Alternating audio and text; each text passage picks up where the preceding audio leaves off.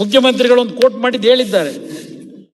ಸ್ವಾತಂತ್ರ್ಯ ಬರೋದಕ್ಕಿಂತ ಮುಂಚೆ ಅವತ್ತಿನ ನಾಗರಿಕರು ದೇಶಕ್ಕೆ ನಾವೇನು ಮಾಡಬೇಕು ಅಂತಕ್ಕಂಥದ್ದು ಯೋಚನೆ ಮಾಡೋರು. ಇವತ್ತಿನ ನಮ್ಮ ನಾಗರಿಕತೆಯಲ್ಲಿ ಬಂದಿದ್ದೀವಿ. ಅಂಬೇಡ್ಕರ್ ಒಂದು ಸಂವಿಧಾನ ಕೊಟ್ಟ ಮೇಲೆ ದೇಶದಿಂದ ನನಗೇನು ಸಿಗ್ತದೆ? ಮಾಧುಸ್ವಾಮಿಯವರು ಹೇಳಿದ್ರಲ್ಲ, ಎಷ್ಟು ಬೇಗ ಅಷ್ಟು ನಾವು ಬಾಚ್ಲಿಕ್ಕಾಗ್ತದೋ ಬಾಚಬೇಕು ಅಂತಕ್ಕಂಥ ಒಂದು ಮನೋಭಾವನೆಗಳನ್ನು ಬೆಳೆಸ್ಕೊಂಡಿದ್ದೇವೆ ಅಂತೇಳಿ. ಅಧ್ಯಕ್ಷರೇ, ವರ್ಗಾವಣೆ ಭ್ರಷ್ಟಾಚಾರದ ಬಗ್ಗೆ ಹೇಳ್ತೀರಿ, ತಪ್ಪು ತಿಳ್ಕೊಬೇಡಿ, ಯಾರು ನಾನು ಹೇಳಿಸ್ಲಿಕ್ಕೆ ಹೋಗೋದಿಲ್ಲ. ಇದೆಲ್ಲ ನಮ್ಮ ಯತ್ನಾಳ್ ಅವರು ಮನೆಯದು ಯಾವುದೋ ದೊರೆಸ್ವಾಮಿ ಕತೆಗೆ ನಾನು ಸದನಕ್ಕೆ ಬರಲೂ ಇಲ್ಲ. ಅವರೊಂದು ಮಾತನ್ನ ಹೇಳಿದ್ದಾರೆ, ನನ್ನ ಕುಟುಂಬದ ಬಗ್ಗೆ ಚರ್ಚೆ ಮಾಡಿದ್ರು ಓಪನ್ ಆಗಿ. ಅವ್ರು ಯಾರಿಂದ ಹೇಳ್ತಾ ಇದ್ದೇನೆ, ಅದೇನೋ ನಮ್ಮ ತಂದೆ ಅದೇನೋ ಇನ್ಸ್ಪೆಕ್ಟರ್ ಲೆವೆಲಿಂದ ಇವತ್ತು ಸಾವಿರಾರು ಕೋಟಿ ದುಡ್ಡು ಸಂಪಾದನೆ ಮಾಡಿದ್ದಾರೆ, ಆಸ್ತಿ ಹೇಳಿದ್ದೀರಿ ಹೊರಗಡೆ, ಸಾವಿರಾರು ಕೋಟಿ ಸಂಪಾದನೆ ಪ್ರೂವ್ ಮಾಡ್ಬಿಡಿ. ರಾಜಕೀಯದಿಂದ ಇವತ್ತೇ ಬಂದ್ಬಿಡ್ತೀನಿ. ಲಘುವಾಗಿ ಮಾತನಾಡೋದಲ್ಲ. ಇವತ್ತೇನು ವರ್ಗಾವಣೆ ಬಗ್ಗೆ ಇಲ್ಲಿ ಚರ್ಚೆ ಮಾಡಿದ್ರಿ,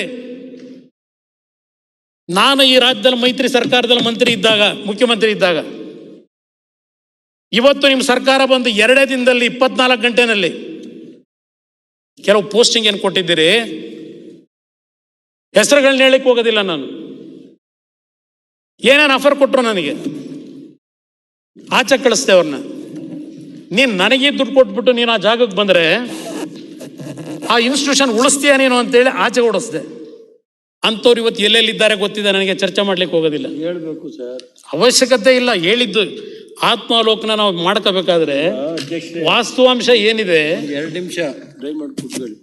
ಈಗ ಅದನ್ನ ಅರ್ಧಂಬರ್ಧ ಹೇಳಿ ಬಿಡಬಾರ್ದು ಯಾವಾಗ. ರೇವಣ್ಣವ್ರೆ, ಅಲ್ಲ ಅಧ್ಯಕ್ಷೆ, ದಯಮಾಡಿ ನಾನು ಮಾಜಿ ಮುಖ್ಯಮಂತ್ರಿಗಳಿಗೆ ಮನವಿ ಮಾಡೋದಿಷ್ಟೇ, ಇದನ್ನ ರಾಜ್ಯದ ಜನತೆಗೆ ಒಂದು ಬ್ಯಾಡ್ ಇದು ಹೋಗುತ್ತೆ. ಬೇರೆ ಯಾವ್ದಾದ್ರು ಸಂದರ್ಭದಲ್ಲಿ ಅದು ಯಾರು ಬಂದಿದ್ರು ಯಾವ್ದಾದ್ರು ಬೇರೆ ಸಂದರ್ಭದಲ್ಲಿ ರೇವಣ್ಣವ್ರೆ, ಬೇರೆ ಯಾವ್ದಾದ್ರು ಸಂದರ್ಭದಲ್ಲಿ ಅದನ್ನೆಲ್ಲ ಉಲ್ಲೇಖ ಮಾಡ್ತಾರೆ. ಹೇಳ್ಬೇಕಾಗತ್ತೆ ಅಂತ ಅಧ್ಯಕ್ಷ ಹೆಸರುಗಳು ಹೇಳೋದ್ ಬೇಕಾಗಿಲ್ಲ ಬಿಡಪ್ಪ. ಯಾವ ಇಲಾಖೆ ಅಂತ ಹೇಳಿ ರೇವಣ್ಣವ್ರೆ, ಈಗ ಬೇಡ, ಬೇರೆ ಯಾವ್ದಾದ್ರು ಸಂದರ್ಭದಲ್ಲಿ ಆ ರೀತಿ ಸೂಕ್ಷ್ಮವಾಗಿ ಹೇಳ್ಬೇಕು.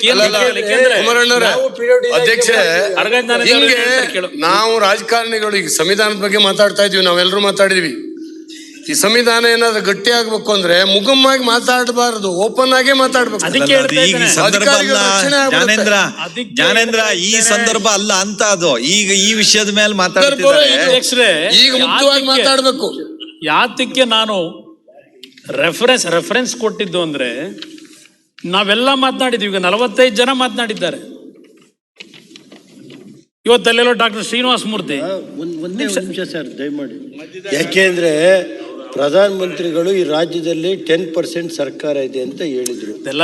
ದಯಮಾಡಿ ಸ್ವಲ್ಪ ನಮ್ಗೆ, ಯಾಕೆಂದ್ರೆ ನಾನು ಹೇಳೋದು ರೇವಣ್ಣವ್ರೆ, ಯಾಕೆಂದ್ರೆ ನಾಳೆ ದಿವಸ ನೀವು ಮಾತಾಡುವಾಗ ನಮ್ದೇನಾದ್ರು ಬೇಡ. ಅದೇ ರೇವಣ್ಣವ್ರೆ, ಅದು ವಿಷಯ ಎಲ್ಲೆಲ್ಲೋ ಹೋಗುತ್ತೆ, ಬೇರೆ ಎಲ್ಲೆಲ್ಲೋ ಹೋಗುತ್ತೆ, ಅದು ಬೇಡ. ಅದು ಒಂದು ಚೌಕಟ್ಟಲ್ಲಿ. ಈಗ ನಾನು ಇಲ್ಲಿ ಹೆಸರಿಡಿದು ಹೇಳೋದು ಅವಶ್ಯಕತೆ ಇಲ್ಲ, ಸೂಕ್ಷ್ಮವಾಗಿ ಹೇಳಿದ್ದೇನೆ ಅಷ್ಟೇ. ಯಾಕೆಂದರೆ ನಾವಿಲ್ಲಿ ಮಾತನಾಡೋದಿದೆಯಲ್ಲ, ನಾನು ಅಂತಿಮವಾಗಿ ಹೇಳ್ತೀನಿ. ರಮೇಶ್ ಕುಮಾರ್ ಅವರು 2 ಗಂಟೆನೋ 2.5 ಗಂಟೆನೋ ಮಾತನಾಡಿ, ಮಾಧುಸ್ವಾಮಿ ಅವರೇ, ರಮೇಶ್ ಕುಮಾರ್ ಅವ್ರು ಮಾತನಾಡಿ ಕೊನೆಗೆ ಅದು ಯಾವುದೋ ದ್ವಾದಶಿದೊಂದು ಕತೆ ಹೇಳಿದ್ರು. ಏಕಾದಶಿದು ಹರ್ಕತೆ ಹೇಳಲಿಕ್ಕೆ ಬದನೆಕಾಯಿ ತಿನ್ನಕ್ಕೆ ಅಂತ ಹೇಳಿ. ಇವತ್ತು ಈ ಕಾನ್ಸ್ಟಿಟ್ಯೂಷನ್ನ ಒಂದು ಪ್ರಸ್ತಾವನೆ ಏನಿಟ್ರಿ, ನಾವೆಲ್ಲ ಈಗ ಹರ್ಕತೆ ಮಾಡ್ತಾ ಇದ್ದೇವೆ, ಮನೆಗೆ ಹೋಗಿ ತಿನ್ನೋದು ಬದನೆಕಾಯಿ. ನಾವು ಆ ಪರಿಸ್ಥಿತಿಯಲ್ಲಿ ಇದ್ದೇವೆ. ಸೂಕ್ಷ್ಮವಾಗಿ ಹೇಳ್ತೀನಿ ಅಧ್ಯಕ್ಷರೇ.